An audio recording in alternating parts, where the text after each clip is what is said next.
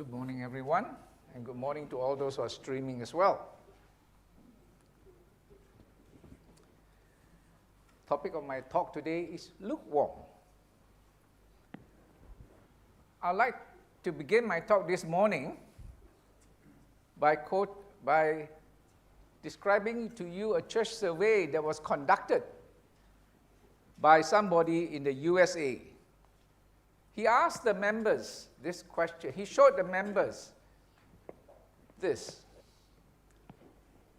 On a scale of 1 to 10, 1 if you are very cold towards God, 10 you're on fire for God. Then he asked the members, how would you rate yourself now? Maybe we should all stop and think of ourselves. How would we rate ourselves now? What do you think was the most popular answer among the church members who asked these questions? This is the findings of the survey.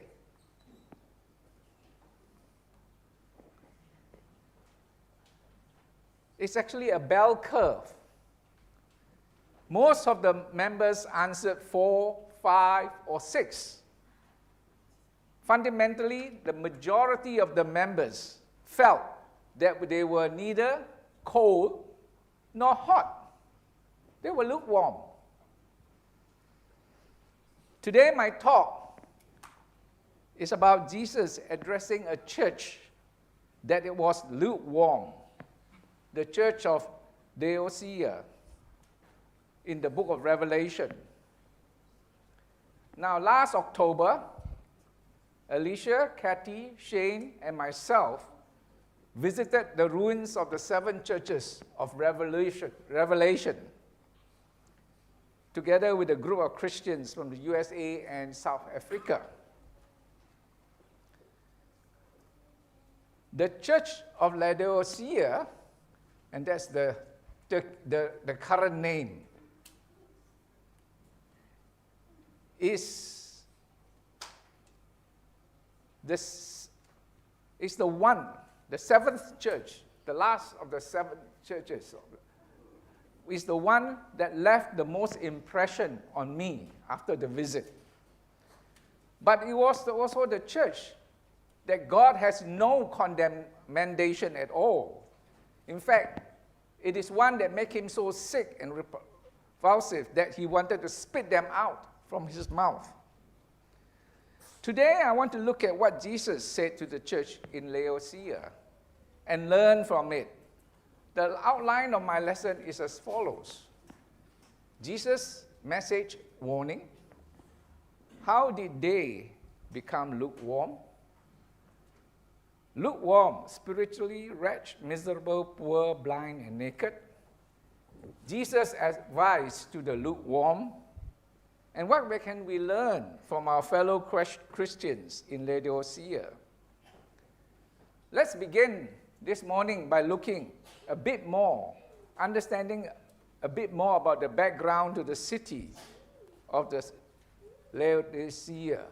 That's the ruins that you can see today. Laodicea was actually originally founded by King Antiochus II of Seleucia, 261 BC to 246 BC, and who named it after his wife, Laodicea. The city of Laodicea was located in the Lycus River Valley. It was very close to Colossia and Hierapolis in Asia Minor, and it is in the southwestern region of modern-day Turkey. The whole thing is Turkey. This whole thing is Turkey. Laodicea was built on a high plateau, and it was surrounded by mountains and cliffs for protection. Laodicea was located on a major trade route that connected the important cities like Ephesus, Smyrna, and Sardis. It was a center of textile production and banking. Laodicea was well known for its banks. They even have their own coins. They pride themselves as the financial center and financial wealth.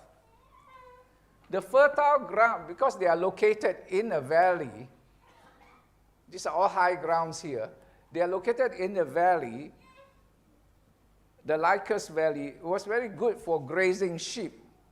The Laodiceans have selectively bred sheep that produces black wool, which was in high demand, and brought fame and fortune to the Christians, to Laodicea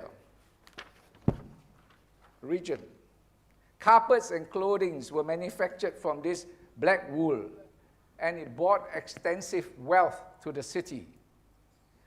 Laodicea was also known for its medical school that produced a famous eye salve called the Phrygian powder. This eye salve is for the relief of swollen, weary eyes because of sand, dirt in the region. And this particular eye ointment, Phrygian powder, was exported throughout Greek and the Roman world. Laodicea, as I told you at the beginning, sits on a plateau. It was about 5 kilometers square. It's laid out as a grid on a 5 kilometer square. It encompassed the largest stadium in Anatolia, 2 theaters, 4 baths, and it has long, colonnaded streets. Impressive 5 fountains, 5 angoras. Angoras are basically their marketplace. Impressive temples and a number of churches and synagogues. Much of this can actually be seen today. We were actually able to see all these places. Although they are still excavating and discovering more, it's still ongoing. Laodicea was indeed a very wealthy city. However, Laodicea was actually built on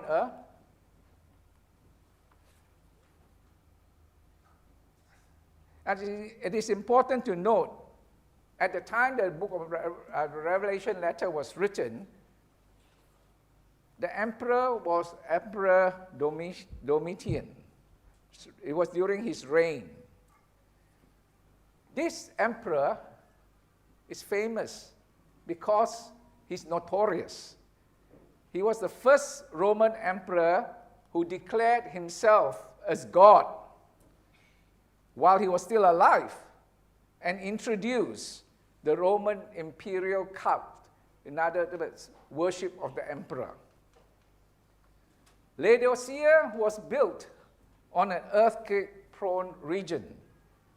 There was a major earthquake in 494 AD that destroyed the city, and it was rebuilt with the funds from the Roman emperor. In 602 AD, there was another major earthquake, again, that completely destroyed the city. The Roman emperor at that time offered to fund the rebuilding of the city, but the city authorities were so proud and rich that they refused Rome's help to rebuild the city. Instead, they rebuilt it with their own funds. Just imagine, Roman emperor wanted to give them money to rebuild the city. They said, no thanks, we will do it on ourselves. They were so proud, they were so rich and so wealthy. According to Revelation 3:17, the church of Laodicea was also very wealthy. During our visits to the ruins, a building that is so large, it takes up the whole building block. An entire city block is said to be the place where the church assembled, somewhere around the beginning of the 4th century. the church of Laodicea, the ruins that we saw, was actually a very large building. And that is like the central colonnade, walkway into the building, center of the building. And if you can see here, there, you can barely see, but they have mosaic flooring, which means it was a wealthy church. The church building even have a fancy baptistry shaped as a cross, where people were baptized going in at one end and coming out the other end. And not only that, it even has its own toilet inside the building. Today, this is nothing unusual, but in those days, it was very unusual. During those days, the public toilets were very common, and only the very, very rich could afford their own private toilet. This goes to show the church of Laodicea has been very big and rich. Let's begin my lesson. Let's look at Jesus' warning, message and warning to the church in Laodicea. Revelation chapter 3, verse 15 to 16. I know your deeds, that you are neither cold nor hot. I wish that you were cold or hot. So because you are lukewarm and neither hot nor cold, I will spit you out of my mouth. Notice Jesus opens with the words, I know. He knows their deeds, what they are doing and what they are not doing.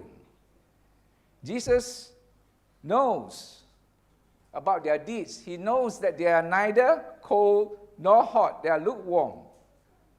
To Jesus, the church at Laodicea was lazy, uncaring, complacent, impassive, and uncommitted. The Christians were basking in their own personal achievements, and this was disgusting to the Lord. And he says he will spit them out of his mouth. The Greek word for spit literally means vomit. Jesus was telling the Laodiceans that they make him so sick that he could not swallow it. He will vomit them out.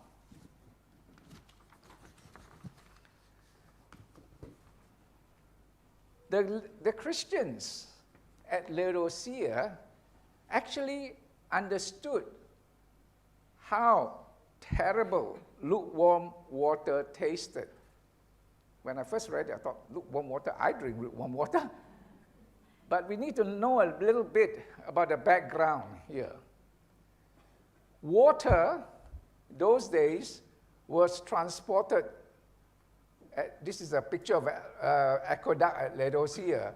The water flows in a channel at the top, open, not covered, okay? And it flows from the higher mountain area down to the valley at Laodicea. So the weakness of this city is that they don't have their own water supply. They have to get water transported in through the aqueducts. And water came from two sources. One from Hierapolis, they get hot water from the hot springs, and the other from Colossia, or Colossians letter was written to Colossia, and it's cold water, and it's through the aqueduct that you get transport it down from the higher ground down to the water flows to Laodicea. The unfiltered lukewarm water was full of minerals accumulated from the hot spring and from the aqueduct. The Laodiceans know well what it was like to drink such lukewarm water and how they can become so sick from such water. Jesus used this analogy as it is something the Laodiceans understood and could identify with. Fundamentally, the Christians at Laodicea were lukewarm in their service and faith towards God. They were indifferent, uncaring. They were uncommitted and unconcerned about the things of the kingdom or church. There was no passion, no driving force for them, and there was no fire left, and they no longer care. They were satisfied with what they have achieved with themselves, and there's nothing to fire them up. And nothing else was worth their effort. Remember, in the letter of Christ, Jesus to the church at Ephesus, they were condemned for losing their first love. The Christians at Laodicea has lost it all. So the question that comes to me is, how did all this happen? How did they become lukewarm? We have to turn to history to understand how the Laodicean church became lukewarm. Christians who refused to worship the image of the emperor was killed, or they could no longer buy or sell unless they bow down to the idol of the emperor and receive the mark. Quite literally, if they don't do that, they will not be able to even trade. There was immense pressure upon the rich Christians to maintain their wealth and their status. Such a great deal of Laodicean wealth depended on the trade. The Christians, merchants, were in a dilemma. Would they cooperate with the imperial cult, just worship the idol of the emperor and be able to continue trading? Or will they reaffirm their faith to Christ and suffer the terrible consequences to their family and to themselves? One of the most interesting artifacts that we saw at Laodicea was this. The symbol of a cross superimposed on a menorah, on a column fragment among the ruins of Laodicea. According to researchers, this is very unusual. Normally, the researchers will find, archaeologists will only find one sign, not two. Usually the other one will be destroyed.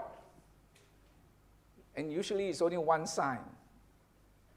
But here we have two signs. According to researchers, it's very unusual. Some say that the Christian cross on top, extending from the Jewish menorah or the Jewish candlestick, suggests that the Laodicean Christians were an extension of the Jewish faith, or very closely aligned with the Jewish faith. One thing we have to understand is back then, the Jews were actually exempted from participating in emperor worship because they only worship one God. A researcher, Mark Fairchild, said this: as part of the Pax Roma, the staunchly monotheistic Jews in the cities of the Mediterranean world were exempted from the requirement of emperor worship, as long as Christians were considered a sect within Judaism. And then the Christians in these cities were likewise exempt from emperor worship. So this broken pillar and the large, elaborate churches that we see in Laodicea today, the ruins, showed us that many of the Laodicean Christians compromised their faith in such a way that Jesus said, I will spit you out of my mouth. They did so so that they can continue trading and retain their comfortable and rich lifestyle. Not all Christians at the time compromised their faith. Indeed, Christ commended the Christians in Smyrna for maintaining their faith, suffering tribulation and poverty by refusing to participate in the imperial cult. Revelation 2, verse 9. Lukewarm, spiritually wretched, miserable, poor, blind, and naked. Christ says in Revelation 3, verse 17, because you say, I am rich and have become wealthy and have need of nothing, you do not know that you are wretched and miserable and poor and blind and naked. Laodiceans were not only very rich, but they were very proud and claimed that they had need of nothing. We don't need anything. We saw this when they refused the Roman emperor's help to rebuild the city after the great earthquake in AD 602. By human standard, the church in Laodicea was indeed very wealthy, but in the eyes of Jesus, she was not. She lacked the riches that count in his eyes. The word wretched in Greek literally means to undergo a callous. The picture is Jesus used of someone who endured so many toils and troubles, and they are covered with calluses. The Christian there had to struggle in the world that they live in. This has resulted in spiritual poverty. They were inwardly, spiritually miserable, pitiful before God. Jesus said they did not realize they were in this condition because they deceived themselves by the way they think. As I mentioned earlier, Laodicea was famous for its eye cure. The Phrygian powder was a special eye salve or ointment. Yet Jesus said they were blind spiritually. They could not see themselves for what they really were. Laodiceans pride themselves on clothing and manufacturing and trade. We flourished as a result of the black wool developed in the area. Jesus says that with all the fine and luxurious clothing at their disposal, they were actually naked. Gold refined by fire, white garments, eye salve. These are terms used in this discourse which the Laodicean Christians understood. This was a real slap in their face, a wake-up call directed specifically at them, and they knew it. Jesus advised to the lukewarm. Revelation 3:18. I advise you to buy from me gold refined by fire, so that you may become rich, and white garments, that you may clothe yourself, and that the shame of your nakedness will not be revealed, and eye salve to anoint your eyes, so that you may see. Jesus said their spiritual condition was not looking good. He offered them a better way. He asked them to buy from him gold refined by fire, white garments of righteousness and purity, and eye salve to cure blindness. Jesus says it does not profit a man to gain the whole world and forfeit his life. So here he was asking them to give something in exchange for their life. The garments they were told to purchase from Jesus were white, symbolizing purity and righteousness. In the Old Testament, God told Nahum, Prophet Nahum, to tell the disobedient people, "Behold, I am against you, declares the Lord of hosts. I will lift up your skirts over your face. I will show your nakedness to the nation and your shame to the kingdoms." This is being addressed. God is talking to people who are disobedient to him, that he is going to expose them. The people's lukewarmness made them naked and worthy of shame. They were lukewarm, neither of this world or God. They were neither wrong or right. They were neither disobedient or obedient. They were like, "Oh, whatever, I'll go along." They were cruising. Jesus said to them, "I reprove and discipline because I love you. So be zealous and repent." Jesus wants them to be deeply committed, not half-hearted.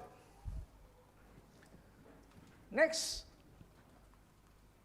what can we learn from our fellow Christians in Laodicea? I've got 3 very simple lessons. First one is very simple. Don't be a lukewarm Christian. I actually would like to share with you now a story that was told by Carl Butt from Apologetic Press. He said, "Suppose you were on a basketball team that was playing the state championship. You have one problem. Your best player decided that he did not care if you won or lost. As the game started, he did not hustle. He did not try very hard to make the shots. And he did not even play good defense. After a few minutes of very mediocre play, the coach called timeout and asked the player, 'What's wrong?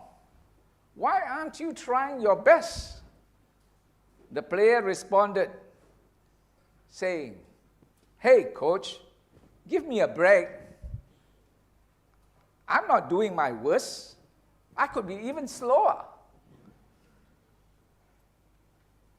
Sure, I'm not doing my best, but I'm not doing my worst.' What do you suppose the coach would do to the player who had this attitude?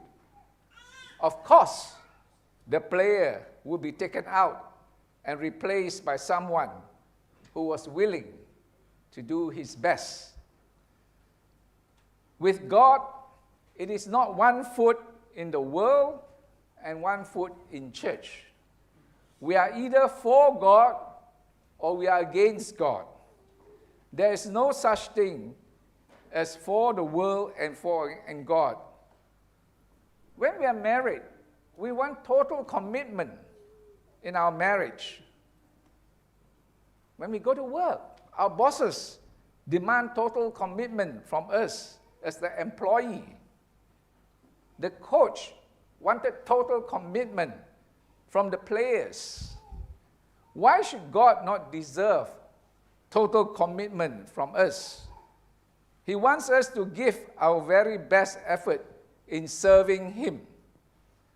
A coach would not leave a half-hearted basketball player on the court in a championship game. And God certainly will not accept a half-hearted effort from His lukewarm children. Second lesson we can learn is don't be a compromising Christian. We must remember that as Christ prayed for His disciples, they are in the world, but they are not of the world. John 17:14.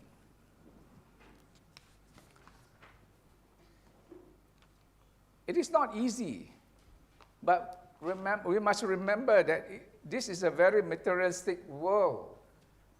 We must be careful to not get caught up making a living and end up not living. Do not love the world or the things of the world. If anyone loves the world, the love of the Father is not in him. 1 John 2:15. Romans 12 verse 1 to 2 says, I appeal to you therefore, brethren, by the mercies of God, to present your bodies as a living sacrifice, holy and acceptable to God, which is your spiritual worship. Do not be conformed to this world, but be transformed by the renewal of your mind, that you may prove what is the will of God, what is good and acceptable and perfect. I like J.B. Phillips' translation of this verse. He says, don't let the world around you squeeze you into its mold. The word conform in Greek actually means to form according to a pattern or mold. As Christians, we should not allow ourselves to be pressed into following the corrupt customs, ungodly principles, or evil plans of action prompted by worldly men. The blessed man, according to Psalm 1 verse 1, is the man who does not walk in the counsel of the wicked, nor stand in the path of sinners, nor sit in the seat of scoffers. I like this saying by D.L. Moody. Christians should live in the world, but not be filled with it. A ship lives in the water, but if the water gets in the ship, she goes to the bottom. So Christians may live in the world, but if the world gets into them, they sink. That's exactly what happened to the Laodiceans. The third lesson that we can learn from the Laodicean is honesty with God. Blessed are the poor in spirit, for theirs is the kingdom of heaven. The Laodicean Christians had everything and knew nothing about themselves. They realized they are rich, but did not realize they are actually poor. They view themselves as the world looks at them, but did not view themselves as the way God would look at them. Riches do not fall into people's lap without lots of effort. To gain wealth, one must focus on building, buying, or investing. Man must be honest before God before he can be honest with himself. According to some research, wealthy people are disciplined in finances and daily habits. They have the ability to endure and keep going. They prioritize long-term goals. I suppose we can add more to the list. Being lukewarm doesn't seem to fit in with the profile of wealthy people. So how did the Laodicean become lukewarm in their faith? I put it that it started with the way they think. They were not truthful in the way they think of themselves. The Bible describes David as a man after God's own heart, who will do all of his will. Acts 13:35.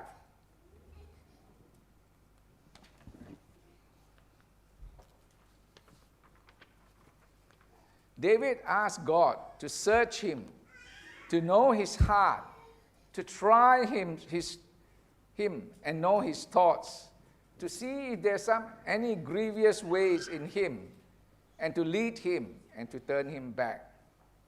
David was someone who rather faced the truth about himself and than to be wrong towards God. I'll repeat that sentence. David was someone who rather face the truth about himself than be wrong towards God. That's what we as Christians should always aim for. Jesus concludes by saying, Behold, I stand at the door and knock. If anyone hears my voice and opens the door, I will come in to him and will dine with him, and he with me. There was a very famous artist in the 1800s named William Holman Hunt. And one of his most famous paintings was Jesus standing at the door and knocking. If you were to look at this painting carefully, you'll notice there's no doorknob on the outside of the door. Hunt did this purposely, symbolizing that the door of our hearts must be opened from the inside. We must make the decisions ourselves, whether we will admit to our need and let Jesus into our life. Jesus can help us. He has whatever we need. He wants to help us. But whether He does is up to us individually. As the saying goes, the ball is in our court. Can you hear the knock on your door? He will not keep on knocking if we ignore Him. Whether we are Christians who need to repent or non-Christians who need to believe, repent, and be baptized, the door can only be opened by you if you are listening. The ball is indeed in our court. Jesus finishes by saying, He who has an ear, let him hear. Thank you very much.